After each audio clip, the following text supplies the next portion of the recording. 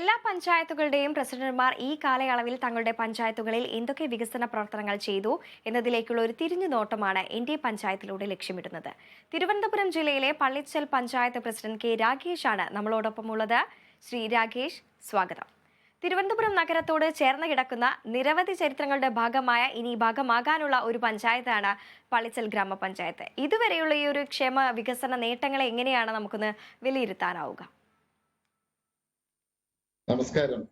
എന്റെ പഞ്ചായത്ത് പള്ളിച്ചൽ ഗ്രാമപഞ്ചായത്ത് 50,000-ലധികം ജനസംഖ്യയുള്ള 23 വാർഡുകളിലുള്ള തിരുവനന്തപുരം നഗരത്തിനോട് ചേർന്ന് കിടക്കുന്ന ചരിത്ര രേഖകൾ ഇടംപെട്ടിട്ടുള്ള ഒരു പഞ്ചായത്താണ് പള്ളിച്ചൽ ഗ്രാമപഞ്ചായത്ത്.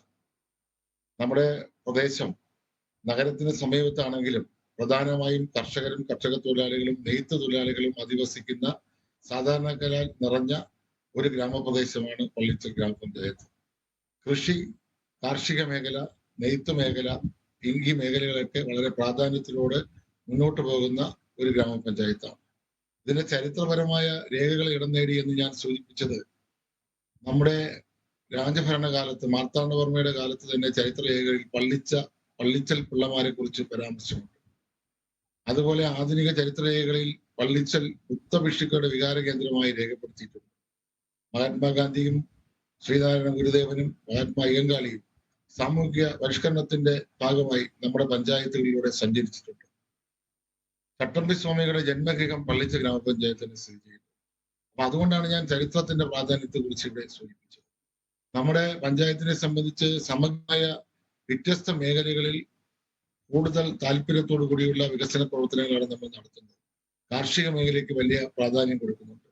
കാർഷിക മേഖലയെ സംബന്ധിച്ച് നമ്മൾ പറയുകയാണെങ്കിൽ നമ്മൾ തന്നെ ഒരു ബ്രാൻഡായി പൊതുസമൂഹത്തിന് മുന്നിലേക്ക് നിർത്തിയിട്ടാണ് ലോക്കൽ ബോഡി ഒരു ബ്രാൻഡ് എന്ന രീതിയിൽ സിന്ദൂരം പള്ളിച്ചൽ ചീര, അത് വലിയ ഒരു ബ്രാൻഡാണ്. അതിന് വാർഷിക പദ്ധതിയുടെ ഭാഗമായി സഹായം കൊടുത്ത് കർഷകരെ അതിലേക്ക് കൊണ്ടുപോവുകയാണ്. അതുപോലെ തന്നെ നമുക്ക് ഇക്കഴിഞ്ഞ ഓണക്കാലത്ത് ബഹുമാനായ നമ്മുടെ MLA കാട്ടാക്കടയുടെ MLA IB സതീഷ്, അദ്ദേഹത്തിന്റെ നിർദ്ദേശാനുസരണം നമ്മുടെ ഓണ ആഘോഷങ്ങളുടെ ഭാഗമായി നമുക്കാവശ്യമായ പൂക്കൾ നമ്മൾ ഏകദേശം 25 ഏക്കറിൽ നമ്മൾ ജമന്തി കൃഷി ചെയ്യുകയും ജമന്തി പാടങ്ങൾ ആ മേഖലയിൽ ഒരുക്കുകയും ചെയ്യും. അതുപോലെ ഞങ്ങൾ വീട്ടിലേക്കൊരു മുറ്റത്ത് ഒരു പച്ചക്കറി തോട്ടം എന്നൊരു പദ്ധതി നടപ്പിലാക്കി 2.5 ലക്ഷം തൈയാണ് നമ്മൾ ഒരു വർഷക്കാലമായി വീടുകളിലേക്ക് വിതരണം ചെയ്യുന്നത്. കാർഷിക മേഖലയിൽ തെങ്ങ് കർഷകർ ധാരാളമുള്ള കർഷകർ ധാരാളമുള്ള ഒരു പഞ്ചായത്താണ് പള്ളിച്ചൽ ഗ്രാമപഞ്ചായത്ത്.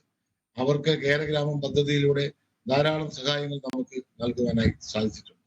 അതുപോലെ തന്നെ മുട്ട ഉൽപാദനത്തിൽ നമ്മുടെ പഞ്ചായത്ത് സ്വയം പര്യാപ്തതയിലേക്ക് പോകണം എന്ന താല്പര്യത്തോടു കൂടി ഒരു വർഷം 25,000 കോഴിക്കുഞ്ഞുങ്ങളെയാണ് നമ്മൾ പഞ്ചായത്തിലെ ജനങ്ങളുടെ ഇടയിലേക്ക് കുടുംബങ്ങളിലേക്ക് എത്തുന്നത്.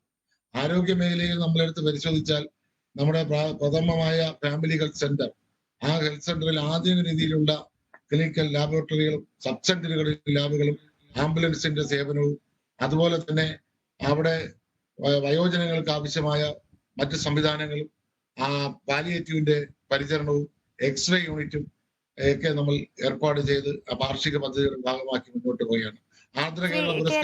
അതോടൊപ്പം തന്നെ ഈ ഒരു കേരളത്തിന്റെ ആർദ്ര കേരളം പുരസ്കാരത്തിന്റെ ഭാഗമാകാനും കഴിഞ്ഞിട്ടുണ്ട് അല്ലെ? പുരസ്കാര നിറവിലും കൂടിയാണ് ഈ ഒരു പള്ളിച്ചൽ ഗ്രാമപഞ്ചായത്ത് ഉള്ളതല്ലേ? തീർച്ചയായും ആർദ്ര കേരള പുരസ്കാരം 2 തവണ ഞങ്ങൾക്ക് നേടുവാൻ സാധിച്ചിട്ടുണ്ട്. അതുപോലെ ഹോമിയോ ഡിസ്പെൻസറി അത് നാഷണൽ ലെവൽ അക്രഡിറ്റേഷൻ ലഭിച്ച് അതിന്റെ പുരസ്കാരവും ഞങ്ങൾക്ക് കഴിഞ്ഞ കാലങ്ങളിൽ ലഭിക്കുകയുണ്ടായി. അതുപോലെ മദ്യത്തിനെതിരെ മയക്കുമരുന്നിനെതിരെയുള്ള ബോധവൽക്കരണവും അതിന്റെ തുടർ പ്രവർത്തനം നടത്തിയതിനുമായി ഫലമായി അതിന്റെ പുരസ്കാരം കഴിഞ്ഞ വർഷം ഞങ്ങൾക്ക് ലഭിക്കുകയുണ്ടായി. അങ്ങനെ നിരവധി പുരസ്കാരങ്ങളിലൂടെ നേട്ടങ്ങളിലൂടെ നമ്മൾ പോവുകയാണ്. യോഗ സെന്ററുകൾ നമ്മുടെ ആരോഗ്യ കേന്ദ്രങ്ങളുമായി ബന്ധപ്പെടുത്തി ആയുർവേദ ഡിസ്പെൻസറിയിലാകട്ടെ, ഹോമിയോയിലാകട്ടെ, വെൽനസ് സെന്ററും യോഗ സെന്ററും ആ മേഖലയിൽ നമ്മൾ പ്രവർത്തിക്കുകയാണ്. നമ്മൾ ഇപ്രാവശ്യം ഈ വർഷം പുതുതായി ആരംഭിച്ച ഒരു പദ്ധതി വനിതകൾക്കായി ഒരു ഫിറ്റ്നസ് സെന്ററാണ്. അതിന്റെ പ്രവർത്തനങ്ങൾ ഏറെക്കുറെ പൂർത്തിയായി. ഈ മാർച്ചിൽ അത് ജനങ്ങളുടെ മുന്നിലേക്ക് സമർപ്പിക്കുകയാണ്. വനിതകളുടെ സ്ത്രീ ശാക്തീകരണ രംഗത്ത് ധാരാളം പ്രവർത്തനം നടത്തുന്നു. നമ്മൾ 2 ഘട്ടങ്ങളായി ലൈഫ് ഭവന പദ്ധതിയിൽ 800 വീടുകൾ കൊടുത്ത ഒരു ഗ്രാമപഞ്ചായത്താണ്. പട്ടികജാതി വിഭാഗത്തിൽ അപേക്ഷിച്ച അർഹതയുള്ള എല്ലാ കുടുംബങ്ങൾക്കും ഭൂമിയും വീടും നൽകിക്കഴിഞ്ഞു. നമ്മുടെ ജില്ലാ ആസൂത്രണ സമിതിയുടെ പ്രത്യേക നിർദ്ദേശപ്രകാരം തിരുവനന്തപുരം ജില്ലയിൽ നടപ്പാക്കുന്ന ഒരു പ്രത്യേക പദ്ധതിയാണ് സ്ത്രീ ശാക്തീകരണത്തിന്റെ ഭാഗമായുള്ള വനിതാ ജംഗ്ഷൻ. ആ വനിതാ ജംഗ്ഷൻ പദ്ധതി നടപ്പിലാക്കിയതോടുകൂടി പൊതുയിടങ്ങൾ പുരുഷനും സ്ത്രീക്കും തുല്യ അവകാശം പെട്ടെന്നുള്ളതാണ് ആ പദ്ധതിയുടെ പ്രത്യേകത. അതിപ്പോ ജില്ലാ തലത്തിൽ മാനവീതിയിലേക്ക് അത് നടത്താൻ പോവുകയാണ്. നമ്മുടെ പഞ്ചായത്ത് സ്ത്രീ ശാക്തീകരണ പ്രക്രിയയിൽ ഏറെ മുന്നോട്ട് പോയിരിക്കുകയാണ്. നമ്മുടെ സ്കൂളുകൾ അതോടൊപ്പം തന്നെ ഈ തിരുവനന്തപുരം നഗരത്തോട് ചേർന്ന് കിടക്കുന്ന ഒരു പ്രദേശമായതുകൊണ്ട് തന്നെ ഈ മാലിന്യ പ്രശ്നങ്ങൾ അതിരൂക്ഷമായി നേരിടുന്ന ഒരു പ്രദേശമാണോ? ഇതിനെ മറികടക്കാൻ എന്തൊക്കെ പ്രവർത്തനങ്ങളാണ് ചെയ്തിട്ടുള്ളത്? തീർച്ചയായും മാലിന്യവുമായി ബന്ധപ്പെട്ട പ്രവർത്തനങ്ങൾക്ക് നമുക്ക് 52 ഹരിതകർമ്മ സേനകൾ ഉണ്ട്. ഈ 52 ഹരിതകർമ്മ സേനകൾ ഓരോ വാർഡിലെയും വീടുകളിൽ പോയി അവിടുത്തെ ഖരമാലിന്യങ്ങൾ കൃത്യമായി ശേഖരിച്ച് അത് മിനി എംസിഎഫുകൾ 46 മിനി എംസിഎഫുകൾ കൂടെ ശേഖരിച്ച് അവിടെ നിന്ന് നമ്മൾ സ്വന്തമായി നിർമ്മിച്ച എംസിഎഫിൽ എത്തുകയും ആ എംസിഎഫ് യൂണിറ്റിൽ കൃത്യമായി ബെയിലിംഗ് നടത്തി ഗ്രീൻ കേരള കമ്പനിക്ക് കൈമാറുകയാണ്. അതുപോലെ തന്നെ നമ്മൾ വലിച്ചെറിയൽ മുക്തമായ ഇടമായി മാറുന്നതിന് വേണ്ടി ബോട്ടിൽ ബൂത്തുകൾ സ്ഥാപിച്ചിട്ടുണ്ട്. അതുപോലെ ദ്രവമാലിന്യ നിർമ്മാണത്തിന് വേണ്ടി ബയോ കമ്പോസ്റ്റ് ബിന്നുകളും ഈ ബൊക്കാഷി മോഡൽ ബയോ കമ്പോസ്റ്റ് ബിന്നുകളും ഒക്കെ നമ്മൾ വിതരണം ചെയ്യുകയാണ്. അതെല്ലാം സൗജന്യമായി ജനങ്ങളുടെ അരികിലേക്ക് എത്തുകയാണ്. അതുപോലെ തന്നെ ഈ പൊതുനിരത്തുകളിൽ മലിനജലമോ മറ്റ് കാര്യങ്ങളോ ഒന്നും ഒഴുക്കി വിടാതിരിക്കാനുള്ള പരിശോധനകൾ കൃത്യമായി എൻഫോഴ്സ്മെന്റ് സംവിധാനം കൃത്യമായി നടക്കുന്നുണ്ട്. അത് ആരോഗ്യ വകുപ്പിന്റെ മേഖലയിൽ കൃത്യമായി നടക്കുന്നതാണ്. അതുപോലെ എംസിഎഫിന്റെ കെട്ടിടം വളരെ വിപുലമായി അത് ചെയ്ത് മുന്നോട്ട് പോവുകയാണ്. നമ്മൾ വനിതാ ശിശു വികസനവുമായി ബന്ധപ്പെട്ട് സൂചിപ്പിച്ചാൽ പുതിയ അംഗൻവാടികളും സ്മാർട്ട് അംഗൻവാടികളുടെയും നിർമ്മാണങ്ങൾ നമ്മൾ 4 പൂർത്തിയാക്കി കഴിഞ്ഞു. പുതിയ 2 അംഗൻവാടികളുടെ നിർമ്മാണ പ്രവർത്തനം പുതുതായി നിർമ്മാണ പ്രവർത്തനം നടന്നുകൊണ്ടിരിക്കുന്നു. അത് ഈ വരുന്ന വർഷത്തിൽ അത് നടപ്പാക്കും. ഞങ്ങളെ ഏറ്റവും വലിയ ഒരു മെരിറ്റും അഭിമാനമായ ഒരു പദ്ധതി എന്ന് പറയുന്നത് ഞങ്ങൾക്ക് സ്വന്തമായി ദേശീയ നിലവാരം പുലർത്തുന്ന ഒരു സ്വിമ്മിംഗ് പൂൾ ഉണ്ട്. നമ്മുടെ ഭരണസമിതി സർക്കാർ സഹായത്തോട് നിർമ്മിച്ചതാണ് ആ പൂങ്കോട് സ്വിമ്മിംഗ് പൂളിൽ നമ്മുടെ പഞ്ചായത്തിൽ പഠിക്കുന്ന സ്കൂളിൽ പഠിക്കുന്ന 6-നും 14 വയസ്സിനും ഇടയിലുള്ള സ്കൂൾ കുട്ടികൾക്ക് സൗജന്യമായി നീന്തൽ പരിശീലനം നൽകുകയാണ്. നമ്മുടെ വെക്കേഷൻ കാലത്ത് എല്ലാവർക്കും ഒരു പാക്കേജ് നിലയിൽ 2 മാസത്തേക്ക് പറഞ്ഞ് 2000 നിരക്കിൽ നീന്തൽ പരിശീലനം നടത്തും. നീന്തൽ പരിശീലനം നടത്താൻ ഭരണസമിതി ഉദ്ദേശിച്ചതിന്റെ ലക്ഷ്യമെന്ന് പറഞ്ഞാൽ ഒരു ദുരന്ത നിവാരണ പദ്ധതിയും ആരോഗ്യ പദ്ധതിയുമായിട്ട് കണക്കാക്കിയാണ് നമ്മൾ ഈ നീന്തൽ പരിശീലനം നടക്കുന്നത്. അത്രയും വൈവിധ്യങ്ങളും വ്യത്യസ്തങ്ങളുമായ രീതിയിൽ നടക്കും. പഞ്ചായത്തിന്റെ സ്കൂളുകളിൽ പ്രഭാത ഭക്ഷണം കൃത്യമായി നൽകുന്ന ഒരു പഞ്ചായത്താണ് എന്ന വിവരം പ്രത്യേകം എടുത്ത് ഈ അവസരത്തിൽ സൂചിപ്പിക്കാൻ ആഗ്രഹിക്കുകയാണ്. അതുപോലെ തന്നെ നമ്മുടെ MLA-യുടെ ഫണ്ട് ഉപയോഗപ്പെടുത്തിയും പൊതുവിദ്യാഭ്യാസ യജ്ഞ പരിപാടിയുടെ ഭാഗമായി പഞ്ചായത്തിലെ പൊതുവിദ്യാലയങ്ങളായ സർക്കാർ സ്കൂളുകളായ പഞ്ചായത്തിന്റെ നിയന്ത്രണത്തിലുള്ള സ്കൂളുകളായ കുഴിവിള, ഭഗവതിനട, പൂങ്കോട് സ്കൂളുകൾക്ക് പുതിയ വലിയ കെട്ടിടങ്ങളും സ്മാർട്ട് ക്ലാസ് റൂമുകളും വർണ്ണക്കൂടാരങ്ങളും നിർമ്മിച്ച് വിദ്യാഭ്യാസ മേഖലയിൽ നമുക്ക് മുന്നോട്ട് പോകാൻ സാധിച്ചു. നമുക്ക് ഉണ്ടായ ഒരു പ്രതിസന്ധി ഉണ്ടായിരുന്നു. നമ്മുടെ പഞ്ചായത്ത് ഓഫീസിന്റെ നിലവിലുണ്ടായിരുന്ന കെട്ടിടം ദേശീയപാത വികസനവുമായി ബന്ധപ്പെട്ട് അത് പൊളിച്ചു മാറ്റപ്പെട്ടു. അതിന്റെ ഇരുന്ന സ്ഥലത്ത് തന്നെ ഭൂമി നാഷണൽ ഹൈവേത്ത് തന്നെ കൂടുതൽ ഭൂമി കണ്ടെത്തി നമ്മൾ ആ പഞ്ചായത്ത് ഓഫീസിന്റെ പുതിയ കെട്ടിട നിർമ്മാണം നടന്നുകൊണ്ടിരിക്കുകയാണ്.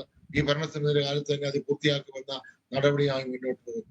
അതുപോലെ തന്നെ കാർഷിക മേഖലയിൽ എന്തൊക്കെ തരത്തിലുള്ള ഈ ഉന്നമനങ്ങളാണ്, കർഷകർക്കായുള്ള എന്തൊക്കെ പദ്ധതികളാണ് ഇതുവരെ നടപ്പിലാക്കിയിട്ടുള്ളത്? കാർഷിക മേഖലയുമായി ബന്ധപ്പെട്ട് പറയുമ്പോൾ നമ്മൾ അടിസ്ഥാനപരമായ ഒരു കാര്യം നമ്മൾ പ്രത്യേകം ശ്രദ്ധിക്കണം. കാട്ടാക്കട നിയോജകമണ്ഡലത്തിന്റെ പ്രിയപ്പെട്ട MLA ശ്രീ IV സതീഷ് അദ്ദേഹം നടപ്പിലാക്കിയ ഒരു പദ്ധതിയാണ് ജലസമൃദ്ധി. ആ ജലസമൃദ്ധി പദ്ധതിയുടെ പ്രത്യേകത എന്ന് പറഞ്ഞാൽ ഭൂഗർഭ ജലത്തിന്റെ അളവിന്റെ തോത് ഉയർത്തി തലക്കുളങ്ങൾ സംരക്ഷിച്ച് തോടുകളും കനാലുകളും സംരക്ഷിച്ച് മഴക്കുഴികൾ നിർമ്മിച്ച് കാർഷിക മേഖലയിലും കുടിവെള്ളത്തിന്റെയും ലഭ്യത ഉറപ്പുവരുത്തി കർഷകർക്ക് ജലസേചന സൗകര്യം ഒരുക്കുന്ന ഒരു സംവിധാനത്തിലേക്ക് പോകും. ഈ ജലസമൃദ്ധി പദ്ധതി എന്ന് പറയുന്നത് കാട്ടാക്കടയുടെ പദ്ധതിയാണ്. ഐക്യരാഷ്ട്രസഭ പോലും മാതൃകാ പദ്ധതിയായി അംഗീകരിച്ച ഒന്നാണ് ജലസമൃദ്ധി പദ്ധതി എന്ന് ഈ അവസരത്തിൽ പ്രത്യേകിച്ച് ഞാൻ എടുത്തു പറയാൻ ആഗ്രഹിക്കുന്നു. കർഷകരെ സംബന്ധിച്ച് അവർക്ക് ഞാൻ ആദ്യമേ സൂചിപ്പിച്ചു, അവർക്ക് ആവശ്യമായ വീട്ടുമുറ്റത്തുള്ള പച്ചക്കറിക്ക് ആവശ്യമായ സഹായങ്ങളും തൈകളും വിതരണം, വാഴ കൃഷി ചെയ്യുന്ന തൈ വിതരണം, കേര കർഷകർക്ക് തൊഴിലുറപ്പ് പദ്ധതിയുമായി സംയോജിപ്പിച്ചുകൊണ്ട് കേര കർഷകർക്ക് അവർക്ക് ആവശ്യമായ ജൈവവളവും അവർക്ക് തെങ്ങിൻ തൈകൾ നട്ടുകൊടുക്കുന്ന അതിന്റെ പരിപാലന സംവിധാനവും ഇടവിള കൃഷിയുമായി ബന്ധപ്പെട്ട് നടീൽ വസ്തുക്കളുടെ വിതരണവും അതുപോലെ കാർഷിക വിപണന കേന്ദ്രവും ഈ കർഷകരുടെ ഇടയിൽ തന്നെ അവർക്ക് ജൈവവളം എന്ന് പറയുന്നത് നമ്മൾ ഈ പ്രാവശ്യം ഒരു പ്രോജക്ട് തുടങ്ങിയിട്ടുണ്ട്. കാർഷികമായ കാര്യങ്ങൾക്ക് ജൈവവളം നമ്മുടെ പഞ്ചായത്തിൽ തന്നെ ചാണകം ഉണക്കിപ്പൊടിച്ച് അത് ജൈവവളമാക്കി വിപണനം ചെയ്യുന്ന ഒരു വിപണന കേന്ദ്രം കൂടെ ഇതിന്റെ ഭാഗമായി ഈ വർഷത്തിലേക്ക് പദ്ധതിയിൽ നമ്മൾ ചേർത്തിരിക്കുകയാണ്. അതാണ് കാർഷിക മേഖലയുമായി ബന്ധപ്പെട്ട് നമുക്ക് സൂചിപ്പിക്കാൻ. അതുപോലെ ക്ഷീരകർഷകരെ സംബന്ധിച്ച് ക്ഷീരകർഷകർക്ക് വലിയ പ്രതീക്ഷയാണ്. ക്ഷീരകർഷകർ ആവശ്യപ്പെടുന്ന എല്ലാ ക്ഷീരകർഷകർക്കും 3 രൂപ പാലിന് സബ്സിഡി നൽകുന്ന പദ്ധതിയും അതുപോലെ തന്നെ കാലിത്തീറ്റയുടെ സബ്സിഡി നൽകുന്ന പദ്ധതിയും നമ്മൾ ക്ഷീരകർഷകർക്കായി പ്രത്യേക താല്പര്യപൂർവ്വം വെച്ചിട്ടുണ്ട്. പശു വളർത്തലും ആട് വളർത്തലും പദ്ധതി ഇതിന്റെ ഭാഗമായി വാർഷിക പദ്ധതിയുടെ ഭാഗമാക്കിയിട്ടുണ്ട്. നമ്മൾ അടുത്തൊരു ഘട്ടത്തിലേക്ക് തൊഴിലാളികളും കൂടുതലായി കാണപ്പെടുന്ന ഒരു പ്രദേശം കൂടിയാണല്ലേ ഇത്?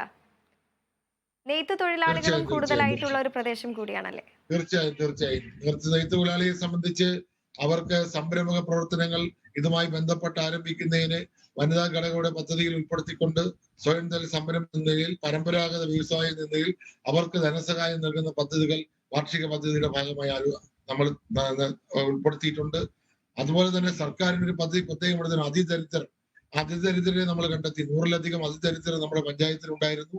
ആ അതിദരിദ്രർക്ക് പല രീതിയിൽ നമുക്ക് സഹായം കൊടുക്കുന്നതിനുള്ള മൈക്രോ പ്ലാൻ ഉണ്ടാക്കി അവരുടെ ഭവനങ്ങൾ ഇത് പൂർത്തീകരിക്കേണ്ടതിന്റെ അവസ്ഥയുണ്ടായിരുന്നു.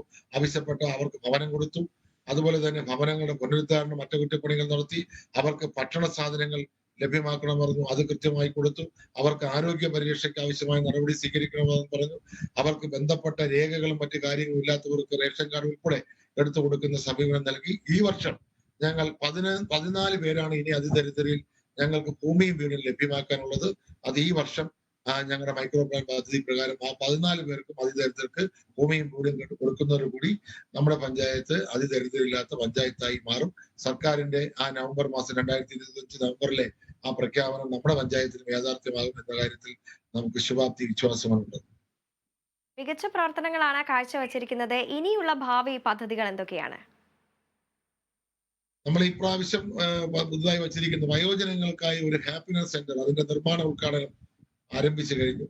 അത് ഉദ്ദേശിക്കുന്നതെന്ന് പറഞ്ഞാൽ വയോജനങ്ങൾക്ക് പകൽ സമയങ്ങളിൽ അവരുടെ കാര്യങ്ങൾ പരസ്പരം സംസാരിക്കാനും പൊതുവിടങ്ങളിൽ ഇരിക്കാനും അവർക്ക് സന്തോഷപരമായി ഇരുന്ന് സംസാരിച്ച് അവരുടെ വിനോദ വിജ്ഞാന ഉപാധികളിലേക്ക് ഏർപ്പെടാൻ പൊതു ചർച്ചകളിലേക്ക് ഏർപ്പെടാൻ വേണ്ടി ഒരു ഹാപ്പിനെസ് സെന്റർ നമ്മൾ ഈ വർഷം ആരംഭിക്കുകയാണ്. അതുപോലെ തന്നെയാണ് ഞാൻ ആദ്യം സൂചിപ്പിച്ച പഞ്ചായത്ത് ഓഫീസ് കെട്ടിടത്തിന്റെ നിർമ്മാണ പ്രവൃത്തി ഈ വർഷം കൊണ്ട് ഞങ്ങൾ അത് പൂർത്തിയാക്കും. അതുപോലെ പുതിയൊരു സംവിധാനം നമ്മുടെ ഈ എല്ലാ ഇടങ്ങളിലും മാലിന്യ നിർമ്മാർജ്ജനവുമായി ബന്ധപ്പെട്ട പ്രശ്നങ്ങളും ആരോഗ്യ പ്രശ്നമൊക്കെ നിലനിൽക്കുന്നു. നമുക്ക് ഒരു പൊതു ശ്മശാനം എന്നൊരു യാഥാർത്ഥ്യമാക്കാൻ നമുക്ക് സാധിച്ചിട്ടില്ല. എന്നാൽ മൊബൈൽ ക്രിമിറ്റോറിയം എന്ന ഒരു ആശയത്തിലേക്ക് ഭരണസമിതി എത്തിയിട്ടുണ്ട്. അത് ഈ വർഷം നടപ്പാക്കാൻ ഞങ്ങൾ ആഗ്രഹിക്കുന്നു. അതുപോലെ നമ്മുടെ പൊതു ഗതാഗത സംവിധാനം ഇല്ലാത്ത പഞ്ചായത്തിന്റെ ചില പ്രദേശങ്ങളിൽ ആൾക്കാർക്ക് ബുദ്ധിമുട്ട് അനുഭവപ്പെടുന്നതായി ഞങ്ങൾക്ക് ഗ്രാമസഭയിലൂടെ അറിയാൻ കഴിഞ്ഞു. അവിടെ ഗ്രാമവണ്ടി ഈ വർഷം നമ്മൾ ഏർപ്പെടുത്തുന്നതിനെ കുറിച്ച് പഞ്ചായത്ത് ഭരണസമിതി തീരുമാനം കൈക്കൊണ്ടിട്ടുണ്ട്. ഇങ്ങനെ വ്യത്യസ്തങ്ങളായ അതുപോലെ സ്മാർട്ട് അംഗൻവാടികൾ ഈ വർഷം 3 നിർമ്മിക്കുകയാണ്. പുതിയ അംഗൻവാടികൾ ഈ വർഷം 2 അംഗൻവാടികൾ പുതുതായി നിർമ്മിക്കുകയാണ്. ഇത് മാത്രമല്ല നമ്മുടെ നീർത്തടങ്ങൾ സംരക്ഷിക്കുന്ന നീർത്തട ദിനം ഈ ഫെബ്രുവരി 2-ാം തീയതി വരികയാണ്. ആ നീർത്തട ദിനത്തിൽ നീർത്തടങ്ങളുടെ സംരക്ഷണത്തിന് ആവശ്യമായ പ്രവർത്തനങ്ങൾ നമ്മൾ ഏറ്റെടുത്ത് നടത്തുന്നു. നീർത്തട നടത്തുന്നു. പിന്നെ അതിന്റെ മാലിന്യങ്ങൾ അവിടെ നിന്ന് മാറ്റുന്നതിനുള്ള സംവിധാനം ചെയ്യുന്നു. മഴക്കുഴികൾ നിർമ്മിക്കുകയാണ്. ജലസമൃദ്ധി പദ്ധതിയുടെ ഭാഗമായി ഈ നീർത്തട പദ്ധതിയുടെ ഭാഗമായി PMKSന്റെ ഭാഗമായി ഫെബ്രുവരി 2 മുതൽ 15-നകത്ത് നമ്മൾ 1000 മഴക്കുഴികൾ നിർമ്മിക്കുവാൻ തീരുമാനമെടുത്ത് മുന്നോട്ട് പോവുകയാണ്. അതിന്റെ പഞ്ചായത്ത് തല ഉദ്ഘാടനം നാളെ, അതായത് ഫെബ്രുവരി 1-ാം തീയതി രാവിലെ 10 മണിക്ക് നടക്കുകയാണ്. ഇത് ആ മേഖലയിൽ ജലസംരക്ഷണ പ്രവർത്തനങ്ങൾക്കും നീർത്തട സംരക്ഷണ പ്രവർത്തനങ്ങൾക്കും പരിസ്ഥിതി പ്രവർത്തനങ്ങൾക്കും ആക്കം കൂട്ടും എന്ന് ഞങ്ങൾ ഉറച്ച് വിശ്വസിക്കുകയാണ്. തീർച്ചയായും ഇനിയും മികച്ച പ്രവർത്തനങ്ങൾ ഗ്രാമപഞ്ചായത്തിന്റെ ഭാഗത്തു നിന്നും ഉണ്ടാവട്ടെ. അത് കൂടുതൽ ജനങ്ങളിലേക്ക് എത്താൻ സാധിക്കട്ടെ എന്നെല്ലാം പ്രത്യാശിക്കുകയാണ്. വരും വർഷങ്ങളിലും ജനഹിതം ഉചിതമാകട്ടെ. രാഗേഷാണ് നമ്മളോടൊപ്പം ചേർന്നത്. നന്ദി ശ്രീ രാഗേഷ്.